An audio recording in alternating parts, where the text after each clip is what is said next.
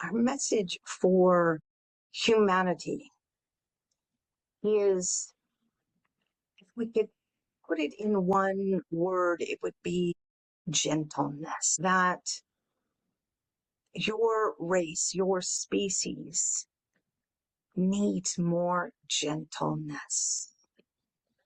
There is, as we energetically look at many humans, what we see is many hard edges, almost like a piece of jagged ice that are sharp and defensive. And it is a way of protecting your hearts, when in reality, the best way to protect your heart is to. Hello, beautiful soul. I'm Monica Bermudez. I'm your podcast host, and thank you so much for tuning into this podcast. My heart is full and deeply grateful for your listens, your shares, and your 5-star reviews, and your heartfelt comments. They truly mean the world to me, and they help so many people out there in the world when you do. If you'd like to stay connected, join my mailing list and receive a free quantum grounding light language activation as a gift to assist with the ongoing heightened frequencies. And you will find the link in the show notes. I am so honored that you are here. Enjoy this episode. Welcome back, beloved hearts, to another episode.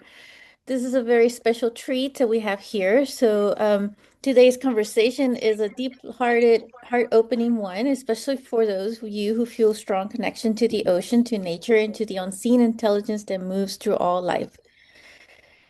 For as long as I can remember, the ocean has been a place of communion for me. I felt a deep, expansive connection with whales and dolphins, not just as magnificent beings, but as carriers of presence, frequency, and ancient wisdom. Their energy has been a teacher for me in ways that are subtle in body and profoundly grounding. And because of that connection, I felt called to bring in another voice, another lens, someone who has devoted her life to listening and learning and translating the healing wisdom of whales and dolphins in her own unique way. My guest today is Anne Gordon. Anne is a guide for the soul and a messenger of dolphin and whale wisdom. So, in this episode, we'll be exploring what the whale and the dolphin consciousness can teach us about healing, presence, and remembrance, especially during times of transition and awakening. We are definitely getting a lot extra support now from the whales and the dolphins who want to talk to us, who want to help us with all these energetic shifts on the planet right now. So, Anne, welcome. So honored to have you here on my podcast. Thank you, Monica. It's an honor to be here, and I'm excited about sharing with you and your listeners. Yay! Awesome. We're excited to have the whales and the dolphins with us too. So let's hear about like how a bit of you, like how did you get started with all of this and talking? Were you always an animal communicator or did you always just talk to whales and dolphins? Well, yeah, it's great. I grew up, I lived in the Pacific Northwest in Washington State, and we lived right near the water. And and my dad had a boat. So many weekends and every summer vacation, we were out boating. And I grew up watching the orca whales. So I've been surrounded by whales my entire life. And it wasn't until much later that the whole spiritual aspect came into it. But I studied biology and animal behavior in university. Mm. I've worked as a zookeeper. I trained animals for movies and television for over 20 years. And at one point, I literally started feeling the call of the dolphins. And what that looked like was just thinking about them a lot. I didn't train them ever. Mainly I did land animals, but I just wanted to spend more time with them and read books about them. And so got as much as I could. And I booked a whale watching tour in Washington State. And we went out and we were with what's known as a super pod. which is not very common. It's when there's three resident, uh, southern resident pods in that area, and they're called J, K, and L pods. And that's when they all come together. And Mm. it's a magical thing to behold because it's a celebration. It's to think of the best family reunion you could ever have, right? People Yeah. you haven't seen in a long time, and you're like, "Yay, this is great!" And you're having fun, and you're hugging, and you're playing, and you're laughing together. Well, that's what the orcas were doing. They were Oh, breaching and splashing and racing around and leaping, and it was amazing. And we were with them for 2 hours. Now, looking back, I realized that was, and it was my birthday. So looking wow. back, it was kind of my reconnection with them Yeah. and this awakening of this spiritual connection because I've always had dreams, like probably many of your listeners, that, where I'm with the dolphins and whales, I'm swimming underwater, I can breathe underwater, and I hang out with them as long as possible. And so then in flash forward a few years, I'm now living in California. I'm going out to the coast as much as possible, to the beach, and seeing them as I'm walking along the beach and meditating with them. And then I found out about a school that was, of all places, in Arizona, and it was a dolphin school. Basically, it was 6 weekends held over a year and a half, teaching us dolphin living skills, how to live, enjoy, and play and flow, all the things that dolphins represent. And we would get dolphin attunements, an attunement every weekend, and they taught us dolphin energy healing, which Nice. ironically was my least interesting part. But as I started practicing with partners in the class, I was blown away with their results, what they experienced when I felt like I was doing absolutely nothing. And they were getting these amazing feelings and experiences during the sessions I was giving. So I started playing around with that. And now I've been doing that for well over 20 years. That was in 2004. And I Now I'm a certified dolphin energy healer, and now I actually teach a course to certify people. Got to bring the whales in as dolphin whale energy healers. And when I send the energy, it's really interesting because I do not feel energy. I'm not one of those kinds of, that's not one of my gifts. But what is my gift is that I have this steady stream of visions and messages in my head. It's like watching this beautiful movie that I try and translate and share with my clients. And it's just really profound, the messages they have to share with us. That's really beautiful. Yeah, so everybody has a different way of like channeling their information. I'm more of a body sensation and also but receive the messages too. Mm-hmm. Um, and I have like had dreams where I'm deep in the ocean. Like it's almost like I see cities of like houses in the ocean. And so I Mm. feel like there is a remembrance in that for many of us who really feel that deep connection to the ocean. Have you ever felt that, that maybe in your Oh, past lives you absolutely. probably Yeah, I've seen those cities and under the ocean in you have? meditations. Oh, Oh, also. yeah, So, yeah, they're magical. And I didn't even mention that I have been since 2007. I lived in Panama for 15 years, and down there I was the first person to ever offer whale watching tours in that nice. country. Wow. And I also, that's where I started leading my spiritual whale and dolphin wisdom retreats. And now I'm living back in California, but I am still doing my retreats. I go all over the world. We swim with wild dolphins in Bimini in the Bahamas. We interact with the friendliest whales on earth, the gray whales, who come right up to the boats and let us touch and kiss them. Oh, We go to Dominica in the Caribbean, where we swim with sperm whales. Go to Moorea in French Polynesia, where we're swimming with humpback whales.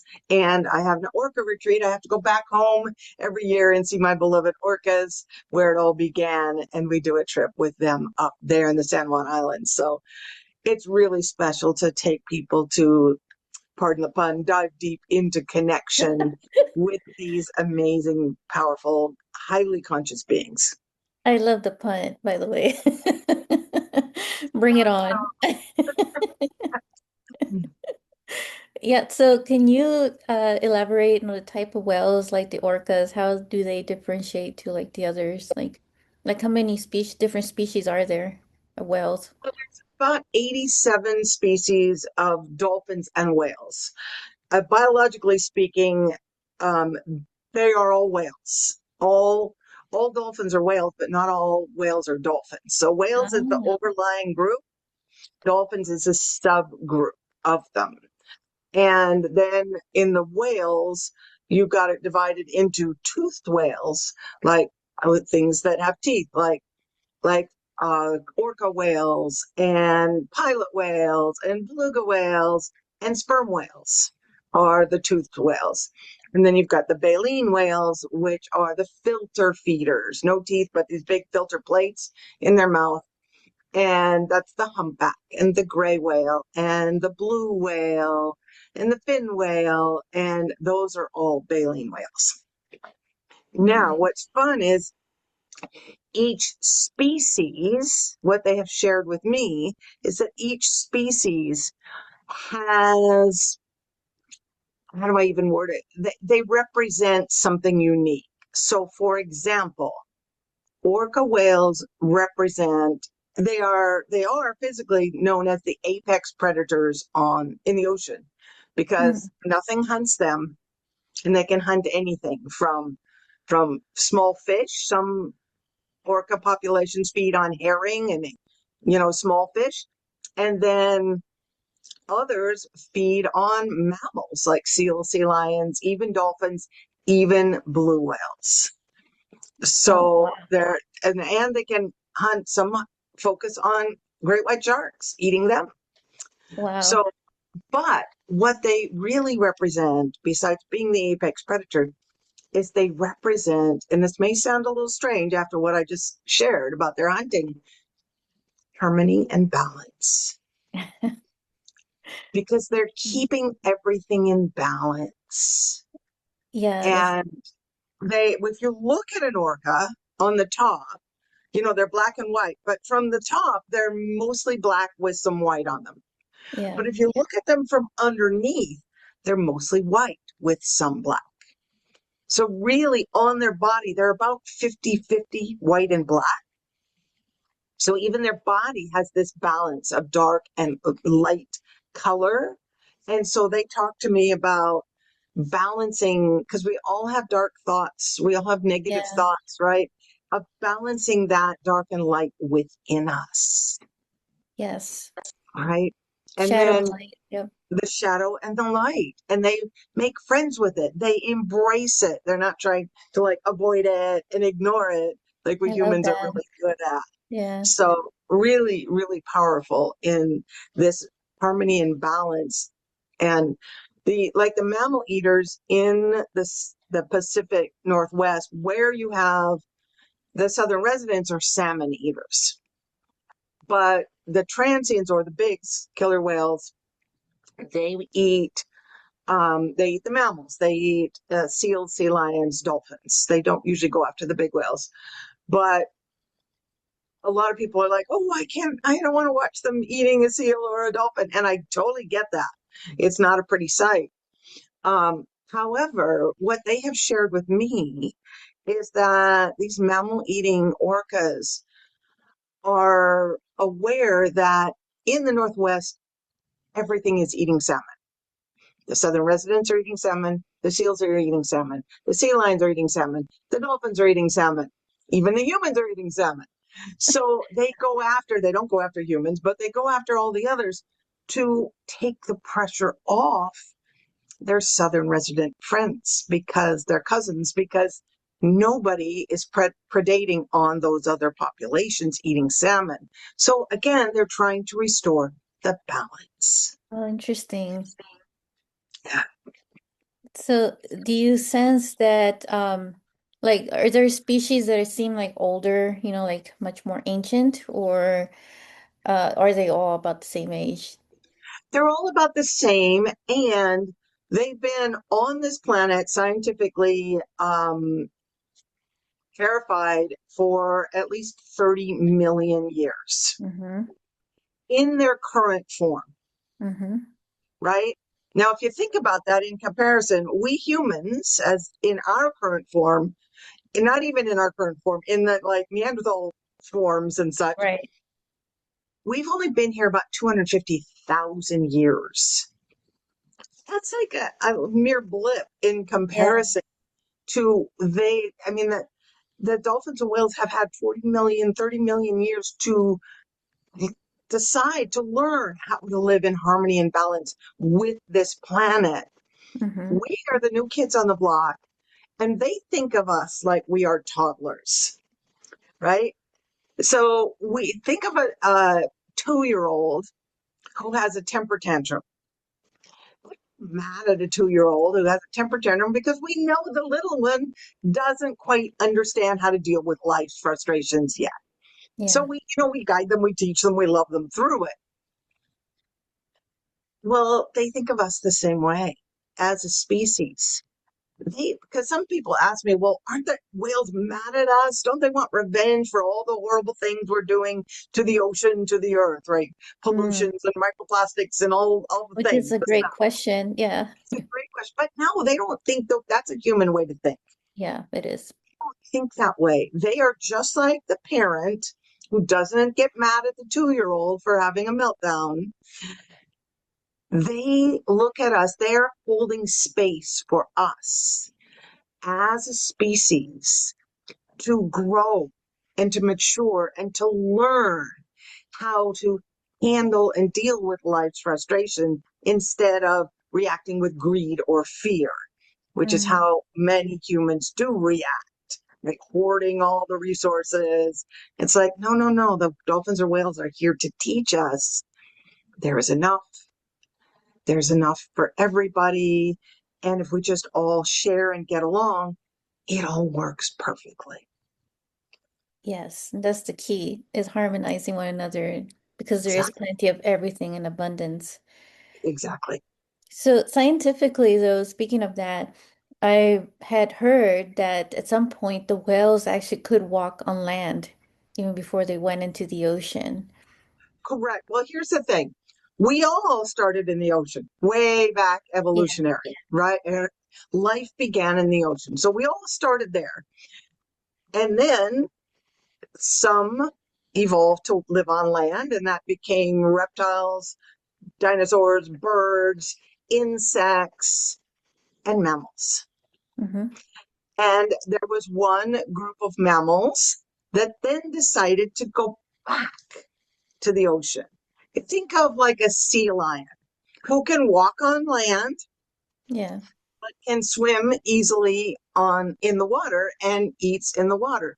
So to take advantage of a resource, meaning fish and food in the oceans, the ancestors of the whales and the dolphins went into the ocean.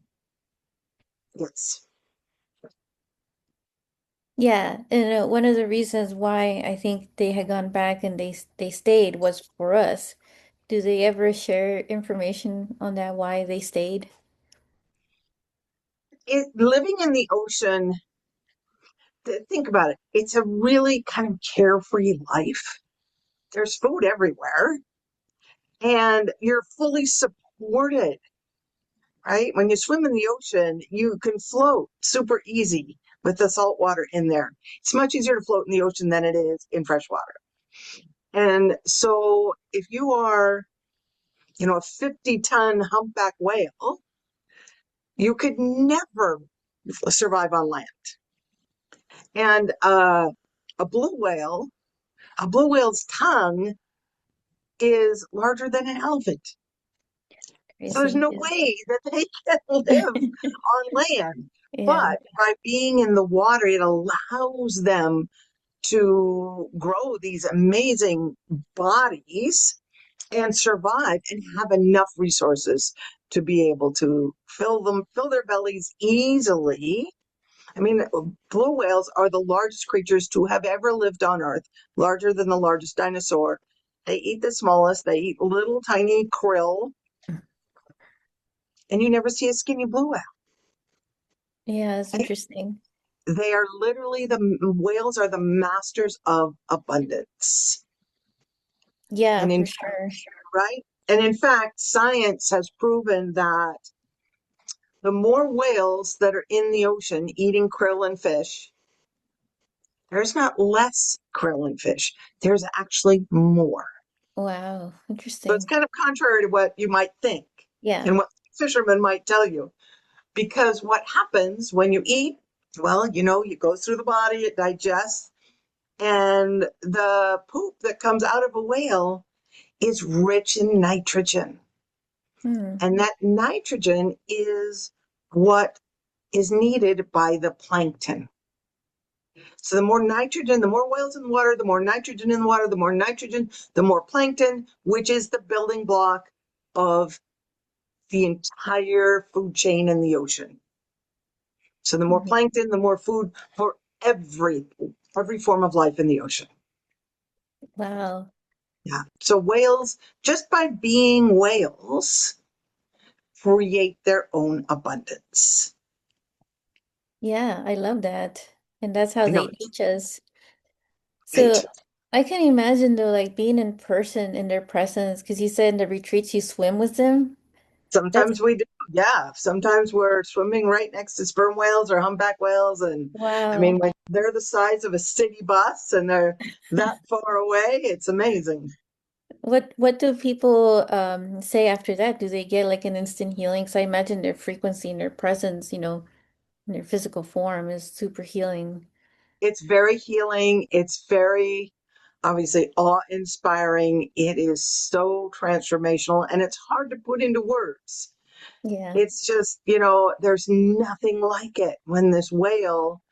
Now, we don't, obviously, there's nothing we can do with our little human bodies swimming in the ocean that can chase a whale down. And so, what we do is we find the whales, they're usually a resting whale, usually a mom and calf, and they're resting down below. And we just, on the surface, we don't dive down on top of them. We don't try and force ourselves. We just float as a group, just stay in one spot.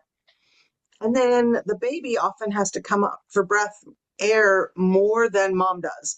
So it'll come up and take a few breaths of air and go, oh, oh. And then it will come over and check us out. And they Oh, can be just like puppies and they get very roly poly and silly and stretching and twirling and coming right next to us. It's quite incredible. yeah. So scientifically, though, also studies are showing like their sounds, right? The frequency of the whale sound is very shifting in us. Like it's healing and it's so many other things, I guess, they're finding right now with their studies. It's so powerful. One of my favorite things ever is when we're with the humpback whales, because they're the ones who sing these incredible mystical songs. Yeah. And when we find a singer, so here's how the singing works. They sing, and I'm not a music person, but musically, if you take the components of a song, the songs of humpback whale have the exact same components as any, composed piece of music. Yeah. So it is a true song, and it's only the males that sing. Really? Nobody knows why. It was originally thought that they are trying to attract females. Well, Mm-hmm. that's true with birds and frogs that sing, but it is not true with humpback whales because I've seen a lot of singer whales and the females completely ignore them. So we don't know why technically. Um, One thing they have shared with me is that they are singing into the ley lines and energizing the Oh, ley lines interesting. of the Yeah. earth and Yeah. aligning everything. And they also have told me that they're singing their lineage, Wow. which is amazing because they generally only sing during the time of year where the babies are being conceived and born. Their gestation's about 11, 12 months. And so when they sing their lineage, the brand new babies and newborns are hearing it and receiving it. And the brand new fetuses that are being conceived are also being conceived in that song. Oh, interesting. So it's fascinating. And one of my favorite things to do is to, when we find a singer, it's a male, and he will usually just be head down in the water, just in one position. And we will float above him. Oh my gosh, it's the most incredible feeling because the sounds are so loud. You can feel the vibrations within your body. And it doesn't even sound like you're hearing it with your ears. It's like coming from the center of your head. Yeah. It's just, oftentimes we don't even see the whale. We just know he's down there and we're just listening. And Wow. the song usually goes for about 20 minutes, and you can just lay there with your snorkel on and just get lost in that song. It's amazing. Wow, that is amazing. Have you ever recorded any of them or? I actually have a whole album that I have recorded with I mean, it's just a collection of songs. It's 12 songs. Some are as short as 2 minutes. Others are as short as the recordings. The songs were longer than that. The recordings, and then the longest recording I have is 40 minutes of what. Wow. So was there ever a reason that they gave why the females don't sing? You're invited into the multiversal circle of creation, which is a sacred new moon gathering every month where we align into higher timelines, plant soul-led intentions, and co-create from the quantum field. Each month, we come together to reset, receive guidance, and activate what's ready to be born through you. Join us and step into creation together. Find the link to register in the show notes, and I will see you at the circle in the quantum field. They're at the time that the males are singing, the females are busy. The Oh, females are busy. They are making babies and having and taking care of babies. It's all about the babies for the females. okay. So they're busy with their little ones or conceiving little ones. And as soon as they conceive, first thing they do is they head out. They take off and they go back. Because the breeding, birthing areas are different areas than they feed. So they generally go to tropical areas, warmer waters, like Panama, like Moorea, like Tonga, like Australia, like Hawaii. And that's where they breed and give birth. Okay. But there's not the kind of food that they need there. So sometimes they will go completely without eating. Wow. A mother humpback whale will be feeding her calf between 50 and 100 gallons of milk every single day, and she's eating nothing. Wow. But when it is not breeding birthing season, then she migrates to the polar region, the Arctic or the Antarctic, depending on which way she came from. And then when they are there, they are eat, eat, eat, eat, eat. They're eating machines. And on the way to be able to sustain them Yeah. during the birthing breeding area. So when a female gets pregnant, conceives, first thing she does is leave, because what happens when you're newly pregnant? What do you got to do? You got to eat, because you're now eating for two. So she leaves. So the reason the females don't sing is because they're focused on baby and taking care of, and migrating.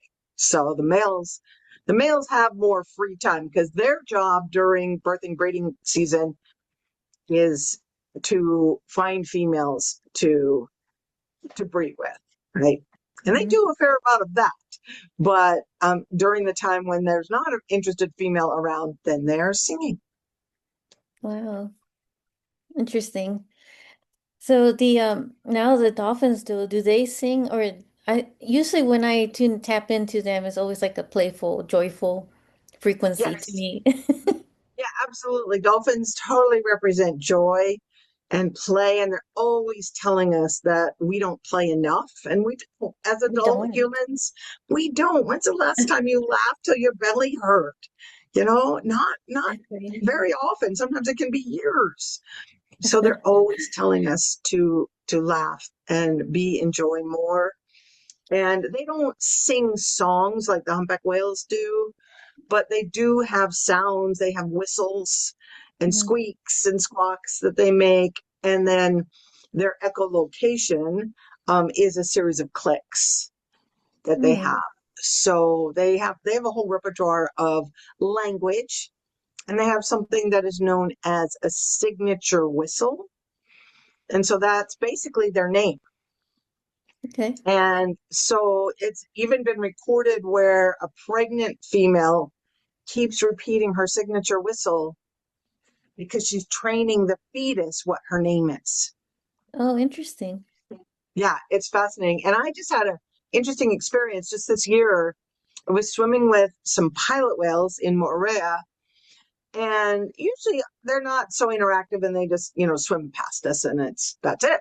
Well, these guys were much more interactive. It was all males, this spread out group of males, pod of males. And one of them was swimming quite close to us and directly underneath us and around us. And he kept making the same sound over and over and over and over and over again, kind of a sound. I can't duplicate it well at all.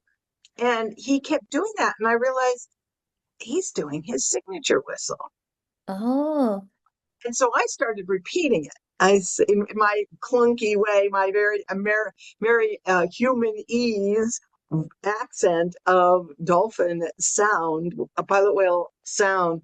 But as I thought about it later, I thought, is he calling his signature whistle to me, to us, or is he calling the name that he knows for us? Is that the word he uses for us?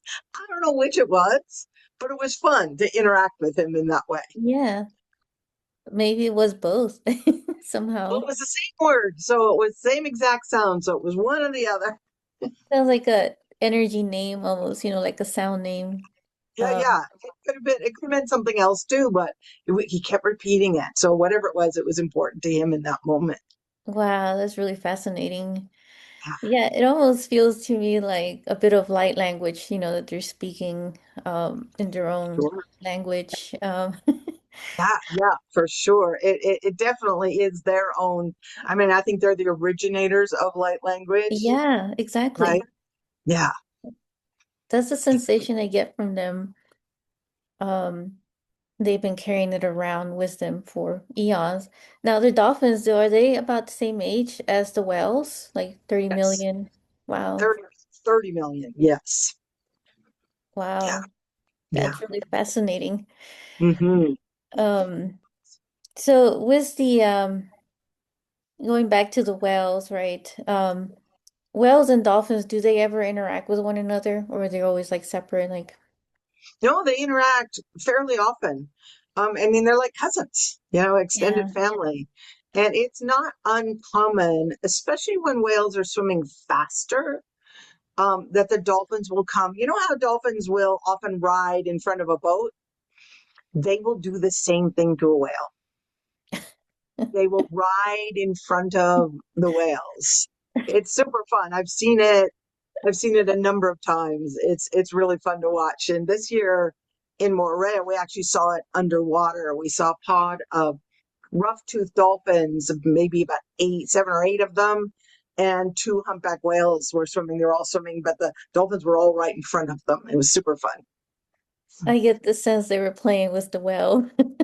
Yeah, absolutely. It's always fun. And what was cool is that was when we first saw them, and we were watching them underwater, and then all of a sudden the whales were like, "Oh, people!" And it's like they left the dolphins, kind of abandoned the dolphins, and came over to play with us. I love that. That's beautiful. Yeah, it was super fun. Yeah, so do you feel that they have a message for us?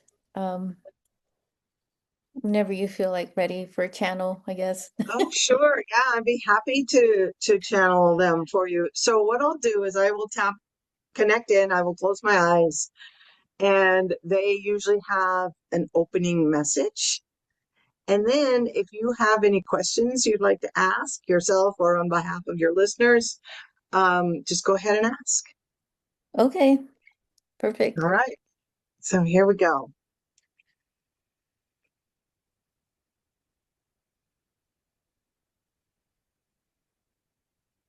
Welcome, dear ones.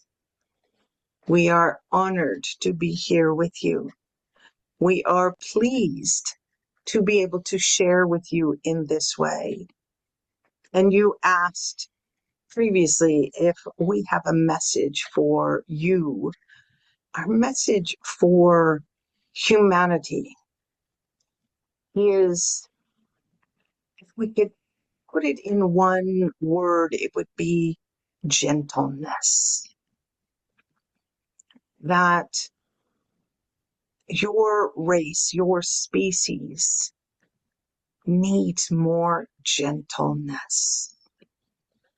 There is, as we energetically look at many humans, what we see is many hard edges, almost like a piece of jagged ice that are sharp and defensive. And it is a way of protecting your hearts, when in reality, the best way to protect your heart is to soften and to release those hard edges, to let others in, to let others love you,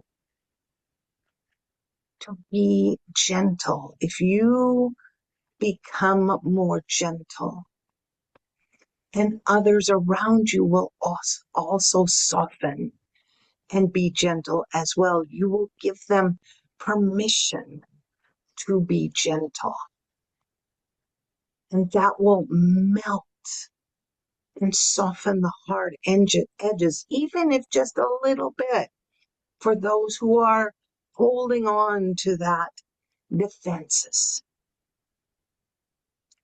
That gentleness is the key. Compassion, and of course, unconditional love. Loving others, even if you do not understand them or do not agree with anything they do or are about or stand for. When you unconditionally love someone, it does not mean you approve of their thoughts, words, or behaviors. It means you hold a space for their heart to grow, expand, and soften. It means you see that there is someone lovable inside there, even with that armor of sharpness. Inside all humans, all beings, is a beautiful, loving heart. And that is the most important thing to connect to, no matter what is shown on the outside. And that is how you can feel compassion, empathy, and unconditional love for someone that is the polar opposite of you. So, gentleness is something that if you all embrace, become softer, gentler, your world will become a much happier place. Do you have any questions for us? Thank you for that beautiful message. This year in particular has been very challenging for so many of us humans because of the constant change and the extreme loss.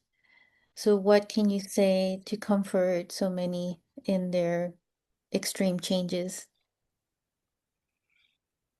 It is much the same as what we've just shared, in that there are some who are holding tight to this armor of sharpness, to their defenses.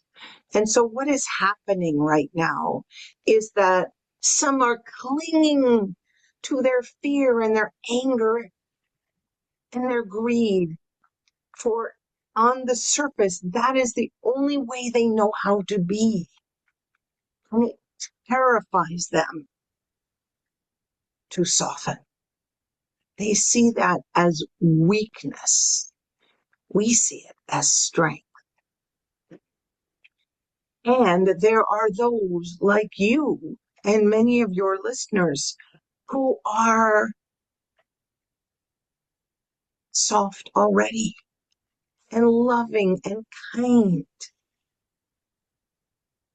and trying to live life that way. And then you have this hardness that is throwing their power around, which is causing a division. And those of you who are spiritual and soft and loving are feeling beaten down and feeling the divide widen. And part of that is true. And what is needed most as that divide happens, and as the people governed by fear and anger and chaos, they need the love even more now. We also understand it is hard for you to love people doing what you consider horrible, horrible things, committing atrocities against other humans, against the earth, against the ocean. Yet, the reason they're doing those things is because they are afraid to feel love. For most of them may have never felt loved. And that is what they crave the most. So we are telling you to be strong in your softness.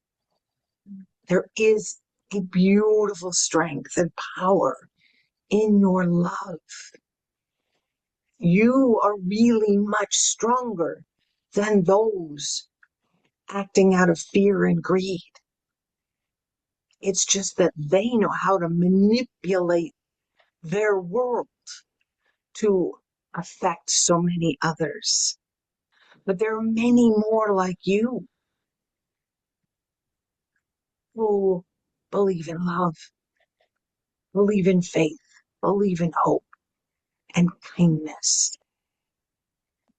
And if you just focus your thoughts, even for a few minutes every day,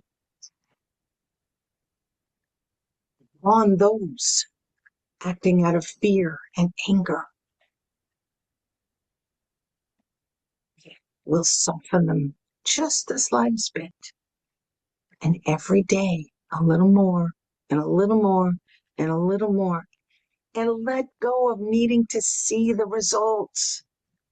It will take time, but the more of you who do this, the faster it will come to be. Mhm. So be hopeful and be strong in your softness. Anything else you would like from us? Yes, so how can we connect with you more? That is easy. You can, of course, come to spend time with us. And we realize that not everybody can travel, and it is not necessary to physically be with us to connect with us. You can watch videos of us. You can listen to our songs, and our sounds. You can read books about us, and you can invite us into your dreams and into your meditations. And you can even play games with us in that you can ask us to show up in your life. You can ask the dolphins, you can ask the whales, show me a sign that you are with us. And then don't be surprised if the next thing you're driving to the grocery store and there is a bumper sticker with a whale on it. Or the person in front of you in line at the grocery store has a t-shirt with a dolphin on it. That is us reminding you that we are always here for you. Excellent. I have no other question, but if there's any final thoughts you would like to share with us.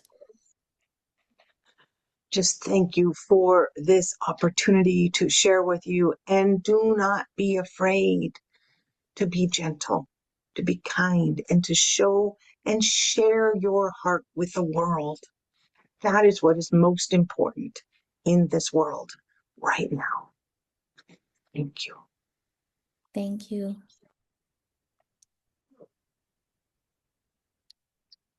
That was beautiful. That Now, was fun. do you Yeah, remember your channel, or I do. I do. you're more of a conscious channeler? Yeah. I'm a conscious channel, and it's kind of like, oh, I never thought of it that way before. It's fun when it comes through. Yeah, It feels fun to me. Like that's yeah, the sensation I was getting from it. So, yeah, yeah. so thank you so much for that message, coming through you. Um, My pleasure. There's so much love. They're just nothing but love. Just imagine yeah. this wave of love washing over you as you listen to that. Yeah, I feel it. For sure. And for the listeners, who are listening, go back and re-listen to that because it sounds like a very simple thing, but it's also very deep as the ocean and Yep. as deep as their wisdom goes. Right. Um, and yeah, because I always get the sense from them, the gentleness, they're always just being, as massive as they are. They're always taking their time, and it's like there's no rush in the things that we do. And I feel like, because sometimes we get so much into the rat race that we get so distracted by the outward external noise and distractions that we forget to take our time in the things and the gentleness, of our Yep. being in the Absolutely. present. Yep. Yeah. Absolutely. Absolutely. Well, it's been such a joy and a pleasure to share all this with you. And I have a fun, like, I love a free meditation I'd love to like share with your audience in Yes. that if they want. It's called the Being Whale meditation. And I guide it. And basically I guide you into, you meet a mother humpback whale and you get to look her deep in the eye and you get to literally merge with her and Mhm. feel what it feels like to be whale. So that is my gift to all of you. Thank you so much. That's a beautiful gift. And I just want to tell the listeners that all of Anne's contact information is in the episode notes, as well as the free gift is in the show notes. So definitely do check out her guided meditation and yeah, reach out for any retreats, right? As Right? well. You probably are planning, I think you're planning some next year.